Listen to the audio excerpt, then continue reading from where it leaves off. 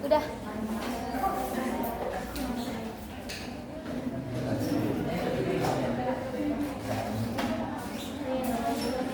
Jangan.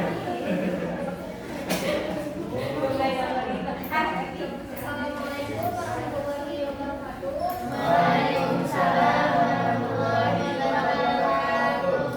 Selamat pagi menjelang siang. Yang terhormat pada Bapak Bahar Amal SPD Magister IMG selaku dosen pengampu mata kuliah Dirasah Optika Lanjutan 2 serta teman-teman yang berbahagia. Perkenalkan, nama saya Alia Najwa Abdulaifa. Saya di sini bertugas sebagai moderator yang akan memandu jalannya diskusi mengenai review buku dan review jurnal. Kami dari kelompok 3 terdiri dari Ahmad Sogiri dengan akhiran NPM 001. Kemudian ada saya, Alia Najwa Abdulaifa dengan akhiran NPM 003. Ada Mimi Maulidasyah dengan akhiran NPM 004. Ada Hera Elisa dengan akhiran NPM 17. Nuzain Vina Apriliani akhiran NPM 24. Kemudian Rani Hadiza Habibah akhiran NPM 27 dan Dayanisi dengan akhiran NPM 28. Baik, langsung saja pada penyampaian materi yang pertama. Saya persilahkan kepada Sogir. Padanya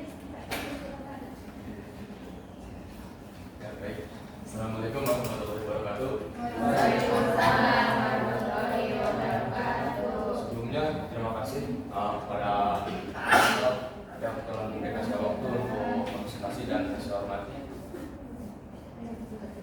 Bapak Bahar Amal selaku dosen pengampu literasi digital lanjutan 2. Di sini saya akan mempresentasikan tentang review buku yang kelompok kami review. Yang pertama yaitu ada judul buku, di mana judul buku ini yaitu Blockchain Blueprint for Video Economy. Ini sudah penulisnya ya teman-teman. Penulisnya yaitu ada Millennials One, penerbitnya itu Orly Media ini 1005. Grafens Reguai. Lalu di situ ada 11 volt 95432. Lalu di mana buku ini dieditori oleh tim Gregoven editor produksi. Lalu ada di penyalinan oleh Mas Hel Murnihan. Lalu ada juga kreator pada buku ini yaitu Bob Russell. Lalu ada Oxtal, Bufisi dan Gina. Lalu pengindeksnya ya teman-teman ada Wendy Katalamo. Lalu ada desainernya interior ada David Futato. Lalu ada desainer sampul yaitu ada Eli oleh Hussein. Lalu ada ilustrator yaitu ada Rebecca Demas. Jumlah halaman di mana pada buku ini yaitu memiliki jumlah sebanyak 99 halaman. Lalu ber-ISBN 9781491920497. Lalu di mana hasil review dari buku ini yang bisa kita simpulkan membahas tentang topik yang pertama yaitu ada konsep fitur fungsional Bitcoin dan blockchain. Lalu ada menggunakan blockchain untuk pelacakan otomatis semua upaya digital. Lalu ada mengaktifkan model organisasi tahan sensor menciptakan repositor digital terdesentralisasi untuk memverifikasi identitas. Lalu ada memungkinkan layanan yang lebih murah dan efisien yang biasanya disediakan oleh suatu negara. Lalu ada blockchain untuk sains memanfaatkan jaringan penambangan data dengan lebih baik. Lalu ada juga penyampaian catatan kesehatan pribadi termasuk akses pemilik sendiri data genomik. Lalu ada juga publikasi akademik akses terbuka. Dan di mana topik-topik yang ini akan dibahas oleh teman-teman saya di presentasi selanjutnya dapat disimpulkan bahwa blockchain ini bukan hanya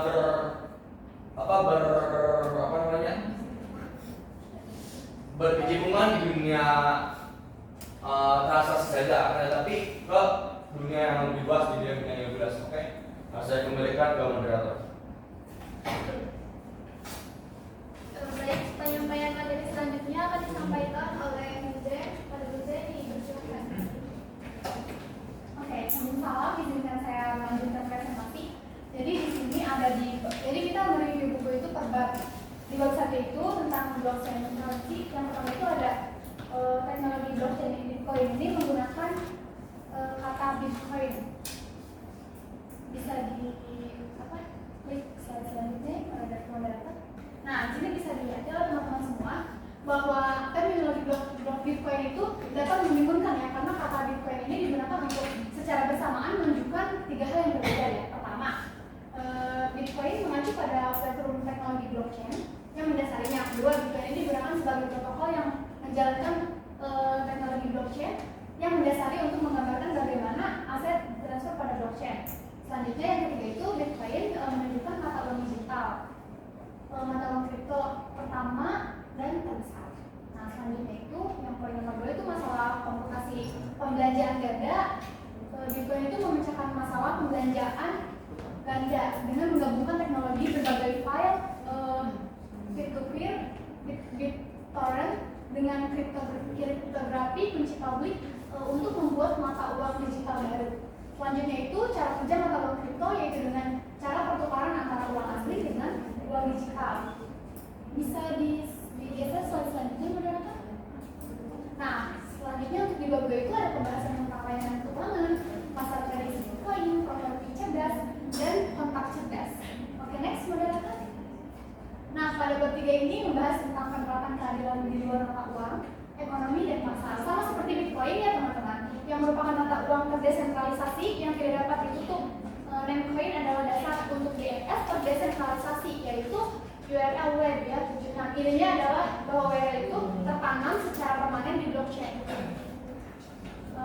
Akan ditahan terhadap penyitaan domain oleh pemerintah. Masalah sensornya itu adalah pada URL seperti google.com, otoritas terpusat mengontrol domain tingkat atas, bagian .com Amerika Serikat mengontrol URL.com, dan karena itu berpotensi menyita dan mengalihkan URL tersebut. Selanjutnya, moderator. Nah, mungkin itu saja yang dapat saya paparkan. Selanjutnya akan dilanjutkan oleh penyampaian. Silakan saya kembalikan ke moderator. Baik, penyampaian bab keempat selanjutnya akan disampaikan oleh Bima. Pada Bima disilakan. Ya, terima kasih moderator. Di sini saya akan melanjutkan tentang blockchain 3.0, aplikasi efisiensi dan koordinasi selain mata uang, ekonomi, dan pasar. Karena teknologi blockchain ini sudah mulai berevolusi di pengoperasian bidang lain, para inovator tuh mulai membayangkan bagaimana konsep tersebut dapat diterapkan pada bidang lain.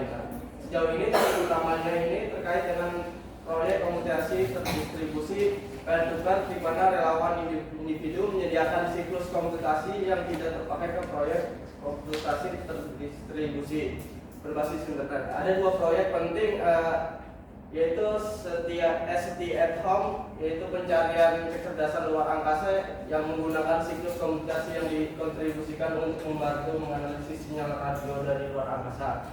Kemudian ada yang kedua, Folding at Home. Ini merupakan proyek dari Universitas Stanford yang siklus komputasinya digunakan untuk mensimulasikan pelipatan protein untuk desain obat, komputasi, dan masalah dinamika molekul lainnya. Nah, untuk safety at home ini ada Greedy Coin yang merupakan koin remuneratif yang tersedia untuk proyek Boeing. Yang infrastruktur yang dijalankan safety at home. Untuk Folding at home dan ada Folding Coin, token counterparty yang berjalan dan dapat ditukar dengan cryptocurrency atau XRP yang lebih liquid. Dan oleh karena itu keluar ke Bitcoin dan mata uang fiat melalui dompet counterparty. Nah, di sini bab ini juga membahas tentang Bitcoin untuk bantuan penyakit menular. Penerapan lain dari blockchain ini dalam kesehatan masyarakat global untuk penyaluran dana bantuan yang efisien, cepat dan tepat sasaran jika terjadi krisis seperti Ebola dan wabah penyakit menular lainnya. Karena aliran terbang tradisional ini menghambat ketepatan pengiriman bantuan dalam situasi krisis. Nah, sedangkan dengan Bitcoin yang dapat mengirimkan segera ke alamat tertentu yang dapat dilacak secara publik dan dapat diaudit. Nah, aplikasi dapat dibangun di situs pelacakan penyakit menular seperti HealthMap dan Flu Trackers untuk menyertakan fungsi donasi Bitcoin atau AppCoin yang memberi imbalan secara lebih umum. Untuk penerima imbalan adalah Synodpus yang merupakan sebuah organisasi nirlaba penjangkauan tunawisma yang berbasis di Pensacola, Florida. Memanfaatkan tren individu yang menerima Bitcoin dan tidak memiliki tempat lokal untuk membelanjakannya atau tidak mengetahui apa yang harus dilakukan dengan Bitcoin yang perlu dan startup Bitcoin yang perlu mendemonstrasikan bagaimana Bitcoin dikirim di web Outpost di web. Outpost telah mampu meningkatkan secara signifikan kontribusi donor dan melaksanakan proyek seperti suaka hutan Satoshi seluas 9 hektar bagi para tunawisma, karakter demokratisasi dan peningkatan kebebasan dari blockchain. Di dalam blog ini juga blockchain bukan untuk setiap saat. Terlepas dari banyaknya potensi pengguna teknologi blockchain yang menarik, salah satu keterampilan terpenting dalam industri berkembang adalah melihat di mana penggunaan mata uang kripto dan model blockchain adalah hal yang pantas dan tidak pantas. Semua proses memerlukan perekonomian atau sistem pembayaran atau pertukaran antar pesan atau desentralisasi atau pencatatan publik yang lebih kuat. Lebih lanjutnya, skala operasi merupakan faktor yang relevan karena mungkin tidak masuk akal jika setiap transaksi mikro kecil dicatat di blockchain publik, misalnya transaksi tip jar postingan blog kemudian dapat dikelompokkan ke dalam sidechain di mana satu keseluruhan transaksi harian dicatat. Alasan lain mengapa blockchain tidak cocok untuk setiap situasi adalah karena kami tidak ingin menghemat segalanya. Kami tidak ingin mereduksi aspek-aspek kualitatif kehidupan menjadi situasi ekonomi yang murni dan telanjang. Gagasan tentang koin yang memberi imbalan yang menyertai lebih banyak situasi dan membuat situasi ekonomi menjadi lebih eksplisit diterima dalam beberapa hal, namun menjijikan dalam beberapa hal. Namun konseptualisasi ekonomi yang lebih luas ditimbulkan oleh teknologi blockchain mengundang pertimbangan baru mengenai gagasan transfer, pertukaran dan pengakuan yang bersifat kualitatif dan dapat bertahan bahkan ketika fitur-fitur yang mendukung blockchain tidak dan seharusnya menjadi tidak relevan lagi. Nah, selain itu blockchain juga bisa digunakan untuk menyelesaikan masalah pemborosan listrik yang diakibatkan oleh penambangan cryptocurrency. Beberapa proyek cryptocurrency mencoba mengarahkan daya pemrosesan yang lebih luas ini ke penyelesaian masalah ilmu pengetahuan yang lebih praktis. Salah satunya contohnya adalah Bitcoin yang meminta penambang untuk menemukan urutan di dalam 5. Nah, dalam Bitcoin ini mencoba menyelaraskan insentif dengan memberi penambang imbalan yang lebih besar jika mereka juga menyumbang siklus komutasi mereka. Masalah pemborosan daya listrik oleh penambang masih menjadi perhatian dan inovasi blockchain selanjutnya mungkin dapat mengatasinya. Nah, di pemborosan daya listrik ini kan ketika penambang mau menambang koin karena menggunakan beberapa CPU yang lumayan banyak, jadi sehingga itu akan memboroskan daya listriknya. Nah, kemudian pada bab 5 ini membahas tentang konsep lanjutan. Ekonomi blockchain memicu lahiran banyak ide baru dan penyesuaian kembali konsep dan teknologi yang ada dengan cara inovatif. Hal ini mendorong penyelidikan terhadap definisi istilah yang selama ini dianggap sebagai kebenaran mutlak dan diterima begitu saja tanpa dipertanyakan, seperti uang, mata uang, properti, pemerintah, kedaulatan, dan kekayaan intelektual. Pengkajian kembali definisi mendasar dan penyesuaian kembali istilah-istilah tersebut menempatkan konsep-konsep ini lebih terbuka dan dapat diaplikasikan ke situasi-situasi saat ini. Konsep terkait blockchain ini lebih aktif dalam pikiran orang dan siap digunakan pada tingkat konseptual yang lebih umum, misalnya pertimbangkan sebuah perpustakaan.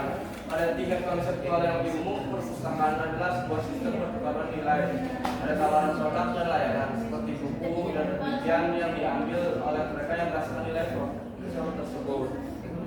Kemudian konsep terkait blockchain lebih aktif dalam pikiran masyarakat dan siap diterapkan pada tingkat umum. Hal ini mengharapkan kita untuk membayangkan situasi spesifik lainnya yang dapat diwujudkan dengan konsep-konsep tersebut. Karena Bitcoin ini adalah contoh dari desentralisasi sebagai mata uang digital, namun desentralisasi dapat dilakukan dengan banyak cara seperti properti pintar, layanan tata kelola demokrasi yang didelegasikan, dan biro kredit berbasis komunitas. Singkatnya, kita mulai melihat dunia yang penuh kemungkinan atau dunia sebagai sebuah kemungkinan seperti yang dikatakan oleh filsuf Prancis Deleuze. Selanjutnya kita perlu memiliki alat untuk mewujudkan kemungkinan ini dalam proses konseptualisasi umum, konsep-konsep terkait blockchain sudah siap atau tersedia. Nah, mata uang hanyalah salah satu gagasan yang memaksa kita untuk memikirkan kembali ekonomi kripto. Selanjutnya, nah di sini pada bab 6 ini membahas tentang keterbatasan Bitcoin dan desentralisasi kemungkinan akan bertahan, namun terlepas dari semua potensi keterbatasan ekonomi blockchain yang masih baru, tidak diragukan lagi bahwa Bitcoin adalah kekuatan yang mengganggu dan dampaknya akan signifikan. Bahkan jika semua infrastruktur yang dikembangkan oleh industri blockchain saat ini menghilang atau kehilangan popularitasnya seperti yang terjadi di dunia virtual, sebagian besar warisan mereka akan tetap bertahan. Perekonomian blockchain telah memberikan ide-ide baru berskala lebih besar tentang bagaimana melakukan sesuatu. Mungkin segitu aja, saya kembalikan ke moderator.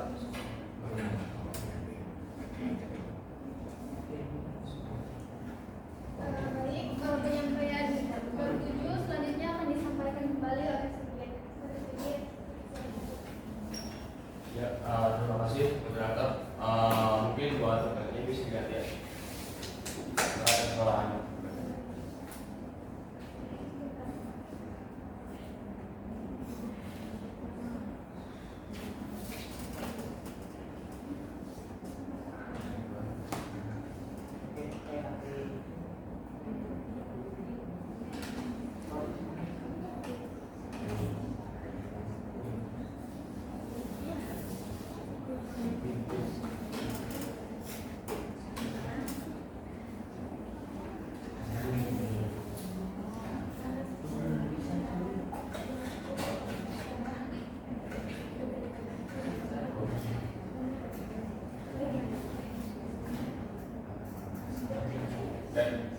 Baik teman-teman, mohon perhatiannya.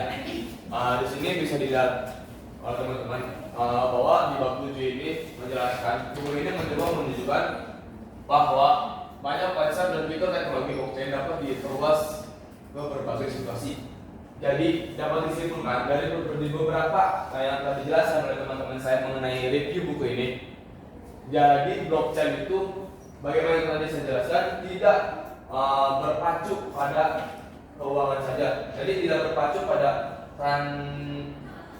transaksi digital oleh bank. Akan tetapi bisa juga disebutkan blockchain bisa mencakup berbagai segmen seperti pemerintahan, kesehatan, sains, literasi, penerbitan, pembangunan ekonomi, seni, dan budaya. Nah, jadi blockchain juga bisa mencakup ke semua bidang tersebut.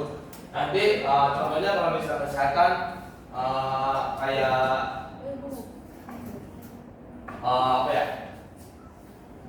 tadi yang tadi dijelaskan Bima, terus pemerintahan, kesehatan, lalu di sini juga ada sains.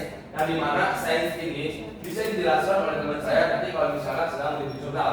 Di situ dijelaskan bagaimana blockchain masuk ke dalam ilmu sains. Yang lebih tepatnya di jurnal itu kita menjelaskan tentang pertanian.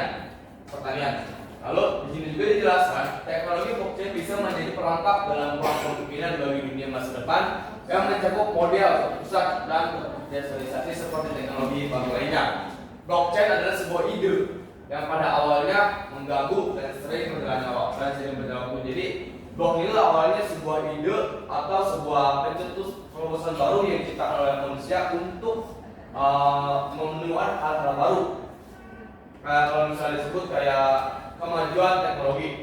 Lalu di sini juga beberapa contoh histori adalah munculnya radio pada kenyataan menyebabkan peningkatan penjualan rekaman. Nah, jadi awalnya muncul radio itu menyebabkan menyebabkan banyak penjualan rekaman. Di sini juga disebutkan dan trader seperti Ken telah meningkatkan penjualan buku. Lalu sekarang kami memperoleh berita dari New York Times, blog, Twitter, dan feed drone dan dipersonalisasikan. Nah, jadi awalnya kita dapat mendapatkan informasi itu hanya di radio. Sekarang kita bisa mendapatkan informasi dari blog, Twitter, feed drone. Lalu kami juga mengonsumsi media dari perusahaan hiburan besar. Nah, jadi blockchain ini juga atau teknologi buatan yang juga bisa mencakup ke dunia hiburan. Contohnya di sini disebutkan seperti YouTube, lalu Instagram juga bisa. Sekarang kan lebih tepatnya TikTok seperti itu. Lalu di sini juga demikian sering perjalanan waktu teknologi blockchain dapat menghadiri dan ekosistem yang lebih besar, model terpusat dan terorganisasi. Contohnya yang telah dijelaskan di atas seperti kesehatan, sains, literasi, penerbitan, pembangunan, ekonomi, seni, dan pemerintahan. Oke, baik. Saya rasa yang saya sampaikan cukupkan. Sekian dan terima kasih. Saya kembalikan ke moderator. Baik, materi mengenai review buku telah disampaikan dari bab 1 sampai bab 7. Selanjutnya di sini ada kelebihan dan kekurangan buku yang akan disampaikan oleh Tuzen. Pak Tuzen, silakan. Baik, di sini saya akan menyampaikan kelebihan dan kekurangan buku yang telah kami review. Yang pertama itu ada kelebihan. Yang dalam buku ini kita dapat mendapatkan beberapa informasi tentang transaksi digital ya teman-teman tentunya. Selanjutnya buku ini memberikan penjelasan yang cukup mendalam ya tentang teknologi blockchain. Hanya saja dalam buku ini ya tertulisannya bahasa Inggris, tapi itu sudah sangat lengkap menurut saya. Selanjutnya buku ini mencoba mengembangkan inovasi tentang berbagai blockchain dapat diterapkan dalam segala aspek ya, seperti yang tadi teman kami Sondi sampaikan bahwa memang blockchain bisa digunakan dalam berbagai aspek, dijelaskan semua dalam buku ini. Selanjutnya tentang kekurangan buku ini, yang pertama buku ini itu ditulis menggunakan bahasa Inggris, jadi untuk kita yang kurang memahami atau menguasai kemampuan bahasa Inggris mungkin akan kesulitan membacanya, tapi tenang, ada Google Translate jadi kita bisa mentranslate-nya untuk membacanya. Selanjutnya beberapa phrase atau kalimat dalam narasi ini mungkin sulit dipahami pembaca ya, apalagi ditranslate oleh bahasa Indonesia gitu, jadi memang sulit dipahami bacanya. Selanjutnya itu penggunaan bahasanya itu sederhana bisa, tapi penggunaan bahasanya sederhana gitu. Pembaca yang kurang berpengetahuan tentang topik yang dibahas dalam buku ini jadi bisa dibantu gitu. Selanjutnya kekurangan ilustrasi atau contoh yang detail dalam buku ini, terutama terlalu banyak teoritis ya yang memang tercantum dalam buku tersebut dan tidak mencantumkan contohnya serta abstrak tentang blockchain-nya, jadi memang kesulitannya di situ teman-teman. Terima kasih, mungkin itu yang saya katakan tentang kelebihan dan kekurangan. Selanjutnya akan dilihat teman-teman saya kembalikan kepada moderator. Oke, saya kembali. Di sini saya akan menjelaskan kesimpulan dari tadi, yaitu lebih tepatnya yang tadi ya, kesimpulannya itu yaitu tadi yang telah saya jelaskan. Dari kesimpulan misalnya blockchain tidak hanya berpaku pada transaksi digital, akan tetapi mencakup pada beberapa bidang. Salah satunya sains, literasi, pembangunan dan selainnya. Oke, mungkin tadi karena tadi telah saya jelaskan, saya cukupkan. Sekian dan terima kasih.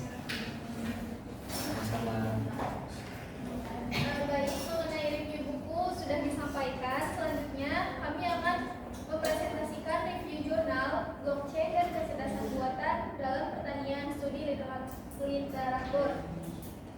Penyampaian materi yang pertama akan disampaikan oleh Hera. Kepada Hera dipersilakan.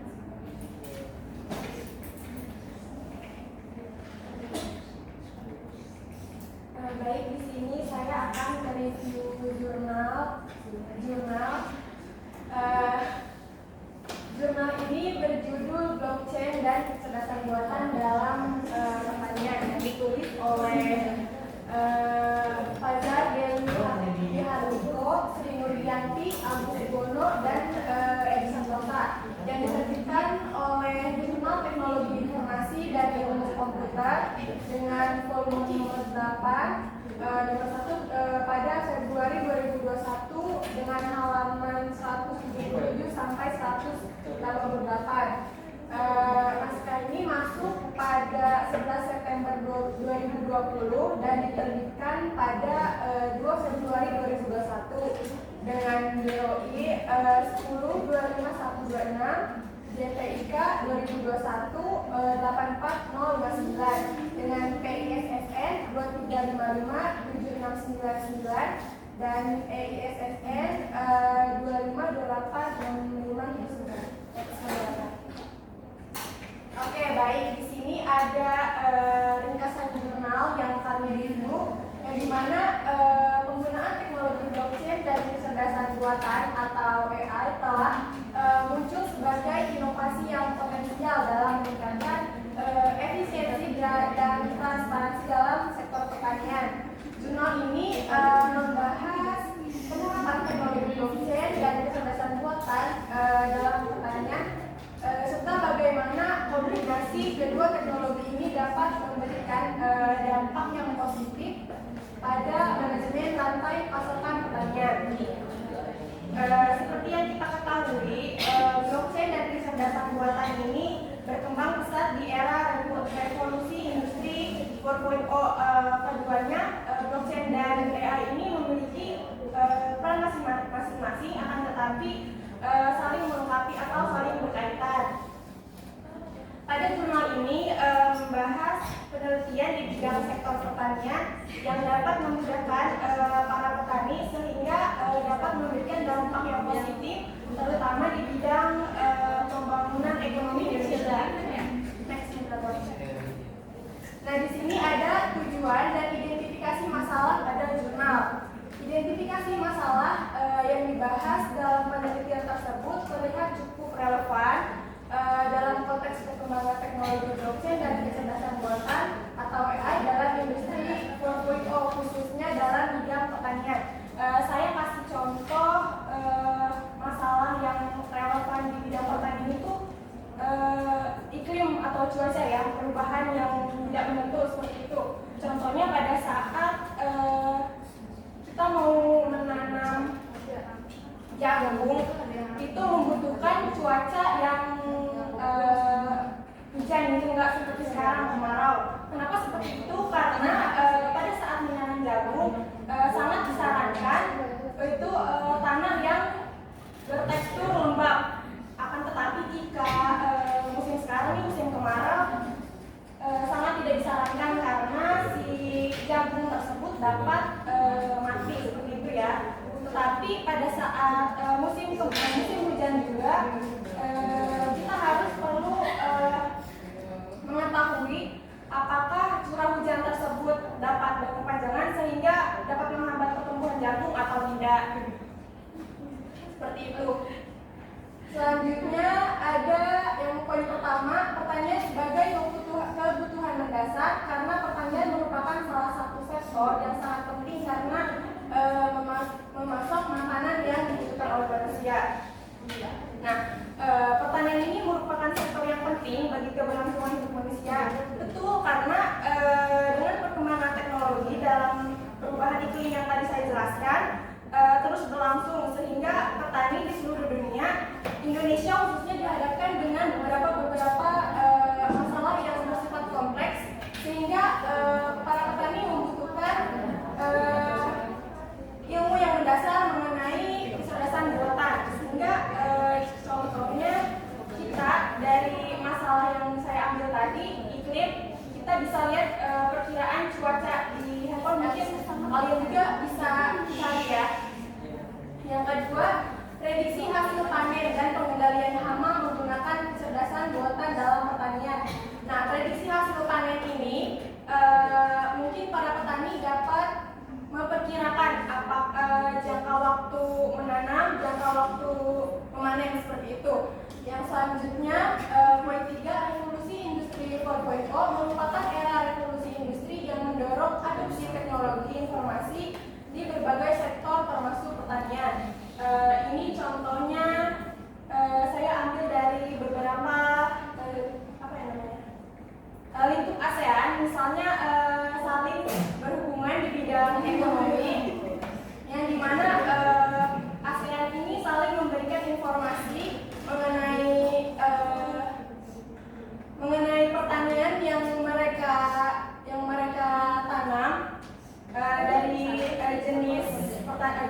jenis yang ditanam, dari cara mereka menanam, serta hasil, yang terutama hasil dari pertanian mereka. Mungkin itu saja yang dapat saya sampaikan. Kurang lebihnya mohon maaf, saya kembalikan ke moderator. Selanjutnya pembahasan mengenai metode jurnal, metode penelitian yang akan disampaikan oleh Ranti kepada Ranti. Terima kasih. Sebenarnya di sini ada metode jurnal. Jadi dalam jurnal ini memakai metode SLR atau Systematic Literature Review. Jadi SLR ini merupakan kritik dan evaluasi mendalam terhadap penelitian sebelumnya yang dilakukan secara sistematis, yakni dengan mengaplikasikan standar-standar yang berlaku. Metode ini digunakan untuk meneliti hasil-hasil penelitian yang telah dipublikasikan pada jurnal dalam suatu bidang kajian tertentu. Nah, adapun selain memakai metode SLR ini, juga menggunakan teknik analisis text mining. Text mining ini digunakan untuk menganalisa secara deskriptif berupa gambaran umum artikel yang terkumpul berdasarkan kata-kata yang ada di seluruh artikel. Dalam studi ini, proses teknik text mining digunakan untuk memperkuat hasil yang diperoleh dari metode SLR. Karena metode SLR ini masih baru di Asia, jadi penggunaannya belum terlalu banyak digunakan untuk meneliti jurnal dalam bidang apapun. Adapun proses dalam metode SLR ini diantaranya itu yang pertama, pelaksanaan dimulai dari perencanaan, kemudian yang kedua lalu dilanjut dengan formulasi masalah dan pengembangan protokol review. Yang ketiga, pencarian artikel yakni berupa review judul yang dianalisis dari judul dan abstrak. Kemudian yang kedua ada klasifikasi artikel. Yang ketiga ada analisa deskriptif, digunakan untuk melihat gambaran mengenai posisi penelitian.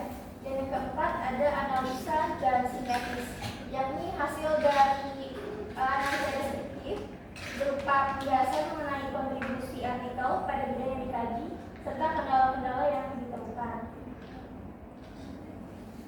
Melalui dalam konteks penelitian blockchain, metode SLR ini dapat menjadi pilihan yang cocok. Blockchain adalah teknologi relatif baru dan terus berkembang dengan cepat.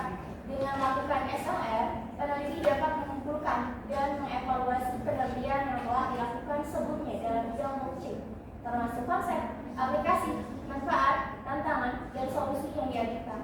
Melalui metode SLR pula, peneliti dapat mengidentifikasi kesenjangan pengetahuan yang ada dan menentukan arah penelitian yang lebih lanjut.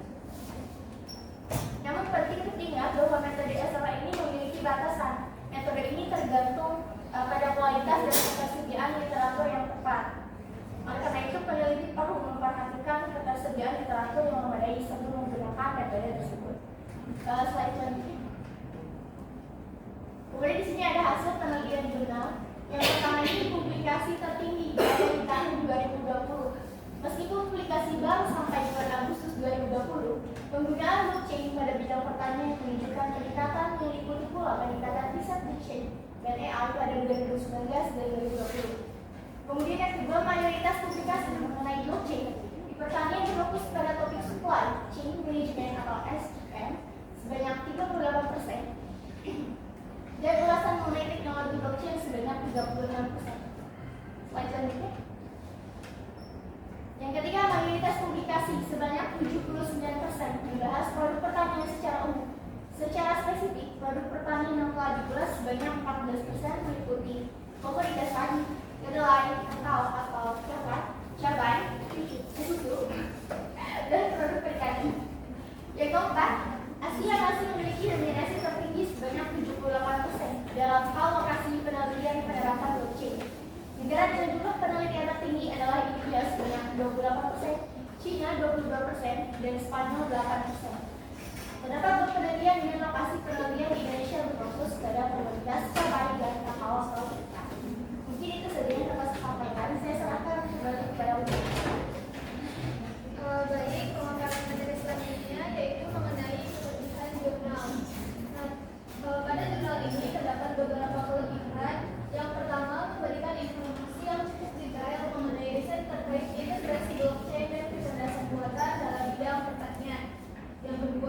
memberikan gambaran mengenai dominasi penelitian di Asia sehingga memberikan informasi yang bermanfaat bagi pembaca yang ingin mengetahui tren penelitian di wilayah tersebut.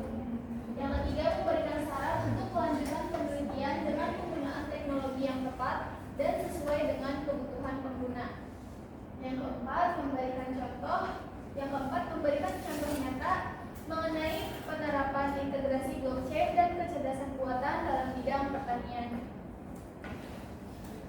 Selanjutnya, adapun kekurangan dari jurnal penelitian ini yaitu jurnal ini terlalu teknis dan sulit dipahami oleh pemula yang tidak memiliki latar belakang di bidang teknologi.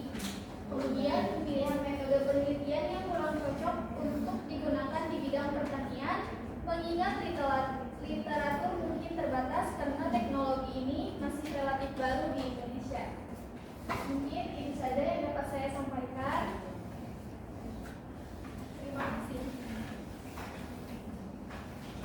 Selanjutnya kepada teman-teman yang ingin bertanya, dipersilakan.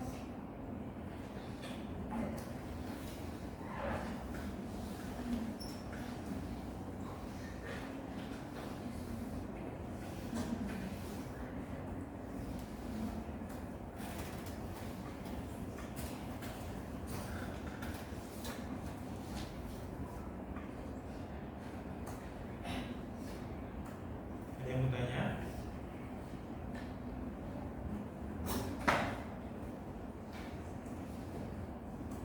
Udah jelas semua? Kalau sudah saya yang nanya ya.